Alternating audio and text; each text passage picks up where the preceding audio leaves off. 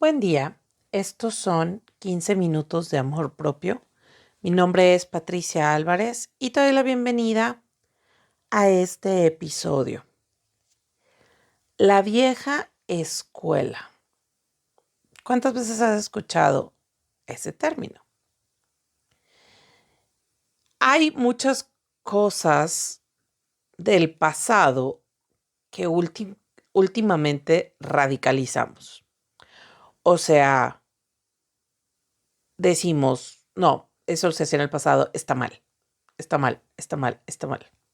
Ok. Estaba escuchando a una socióloga inglesa que decía, que hablaba sobre el privilegio de la belleza, que luego hablaremos de eso porque está muy interesante. Pero bueno, pues no documental, como en esta explicación del privilegio, ella hablaba de la sociedad en de la Edad Media a la época victoriana, es decir, como de 1400 al 1800 en Inglaterra. Y entonces decía, a ver, el término de ama de casa o mamá de tiempo completo se inició eh, pues en el siglo antepasado apenas. ¿Por qué?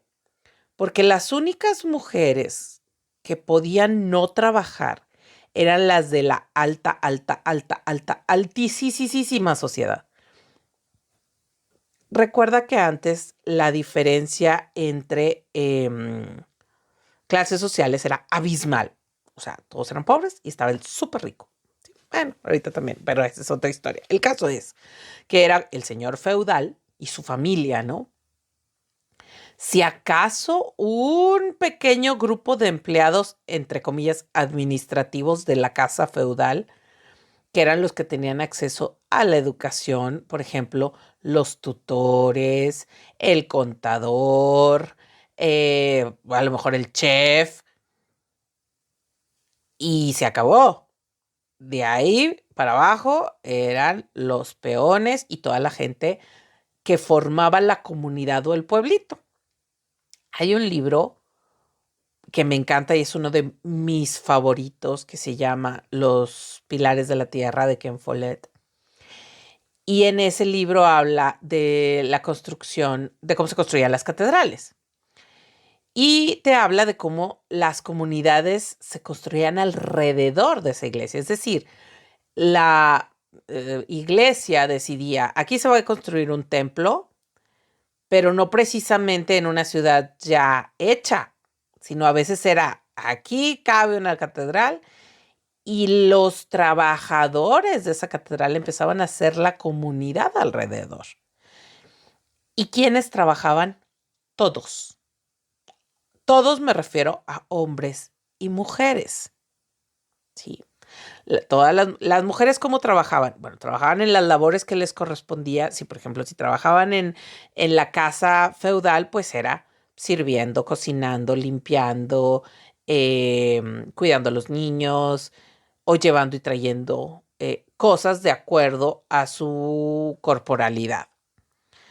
¿Cuántas fotos, pinturas, o películas no hemos visto de estas mujeres, por ejemplo, escandinavas o rusas, que van llevando la leña en sus espaldas, señoras así como Troncha Toro de Matilda, con su leño tototototota, sí, o sea, o todas estas mujeres que existen en los cuadros porque eran reales, cargando los dos cubos de agua llenos, que son, acuérdate que un cubo de agua aproximadamente, o sea, de un tamaño estándar son aproximadamente 20 kilos. Y si traían dos, eran 40 kilos en la espalda. La corporalidad actual es mucho más grande que la del pasado, ¿eh? O sea, estas mujeres se veían grandototas, pero no estaban tan grandototas. Entonces, se ponían un tronco en la espalda y colgaban los dos cubos de agua y caminaban, kilómetros a veces y kilómetros. Y a veces cuesta arriba. Ok, bueno. Las mujeres siempre trabajaron. Siempre. Hasta que llegó la clase media, hasta que llegaron una forma nueva de civilizarse y en donde los hombres ya tenían otro tipo de trabajos. Entonces, esta familia de que la mamá se queda en la casa con los hijos y así, se fue haciendo pues nueva, porque también antes todos vivían todos juntos, es decir, se vivía en la casa de la abuela donde vivían los 7 hijos con sus 7 esposas, con sus mínimo 14 hijos, ¿sí? Si no es que más. Y así se iban llenando las casas, ¿no? A veces uno, bueno, era la mitad y mitad porque la mitad se iban con la familia política y así, pero así se usaba. Cuando empieza la revolución industrial, la gente se empieza a ir de las comunidades a las ciudades, es cuando empiezan estos conceptos de la familia en una casa chica en la ciudad, donde el papá se va a trabajar a la fábrica y la mamá se queda en casa. Fíjate, estoy hablando del año 1800. Pero todos los siglos anteriores las mujeres trabajaban. Ok, ¿por qué todo este breviario cultural? O más bien histórico, porque el concepto de ama de casa es nuevo, ¿ok? Y nada más duró un par de siglos. Ahora, no, también, nunca fue exclusivo. Aún en la revolución industrial siempre ha habido la maquila por mujeres. O sea, lo que pasa es que, por ejemplo, aquí en México todavía no llegaba, pero en las fábricas de algodón siempre han trabajado las mujeres, desde que se inventaron. En las fábricas de telas, o sea, en muchas, muchas, muchas industrias siempre ha existido la mujer obrera u operaria. Y lo que pasa es que, bueno, a ciertas ciudades, a ciertas comunidades de ciertos países, pues fue llegando después. Pero esa es la situación, o sea. Y siempre existieron secretarias y siempre han existido enfermeras y siempre han existido monjas, porque las monjas trabajan, ¿sí? Entonces, la vieja escuela, yo no la quiero hablar como algo malo. O sea, tenemos que voltear a ver al pasado y ver las cosas buenas que existían antes, como por ejemplo estas comunidades en las que, por eso últimamente escuchamos mucho el concepto de sororidad y tribu, de que tienes que tener tu tribu, que tienes que crear tu comunidad, porque son tus redes de apoyo, porque son las otras mujeres que te apoyan a criar y cuidar de tus hijos. Sí.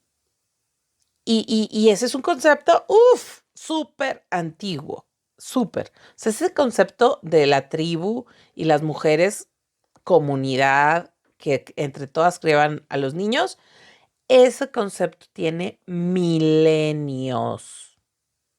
Fíjate, no es un nuevo concepto de las mamás quipiosas o ligas de la leche, no, y no es por insultarlas, no. No, pero me refiero a que son conceptos milenarios.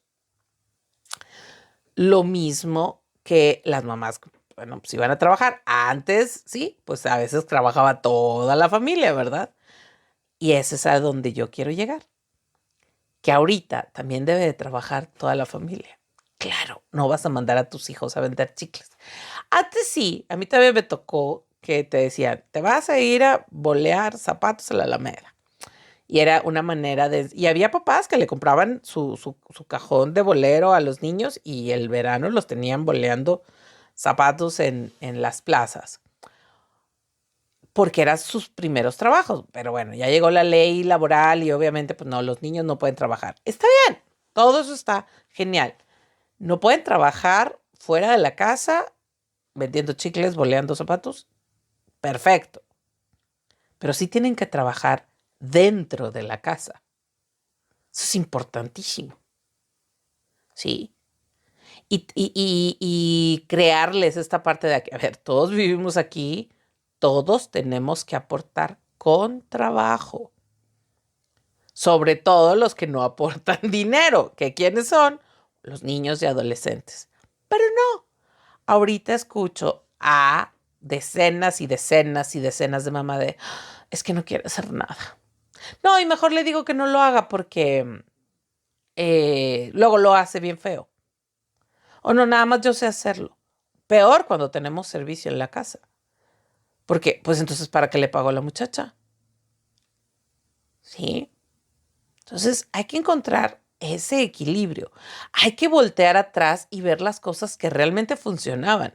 Yo a la fecha, yo no tengo hijos, lo sé, pero a la fecha sigo admirando y agradeciendo la educación de mi mamá porque todavía me tocó la de que te controlaban con la mirada.